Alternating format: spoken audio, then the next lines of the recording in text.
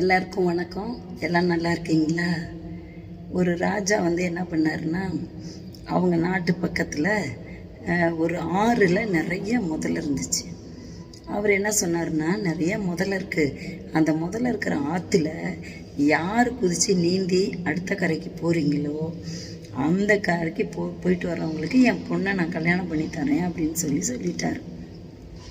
சரின்னு அந்த குறிப்பிட்ட நாள் வந்துச்சு. எல்லாம் ஒரே ஊர் ஜனங்களாம் ஒரே கும்பலாக வந்து நிற்கிறாங்க.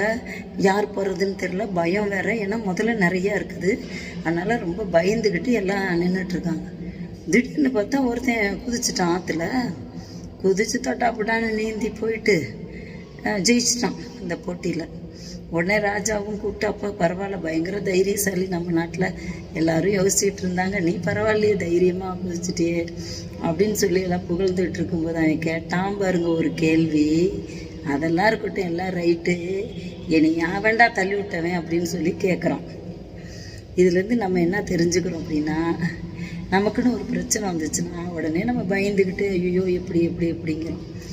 நம்ம எவனாவது ஒருத்தன் தள்ளி விட்டான்னா, ஐயோ தள்ளி விட்டுட்டானே, எப்படியாவது உயிர் பொழைக்கணுமேனு தப்பிச்சு ஓடிடுவோம்.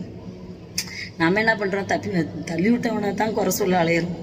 நம்மளை பிரச்சனையில் தள்ளி விட்டுறவங்கள நம்ம சந்தோஷம்தான் படணும். ஏன் அப்படின்னா, இப்போ தள்ளி விடவன் தானே அவன் ஜெயிச்சு ராஜாவோட பொண்ணை கல்யாணம் பண்ணான், இல்லைன்னா கிடச்சிருக்காதுல்ல இந்த வாய்ப்பு.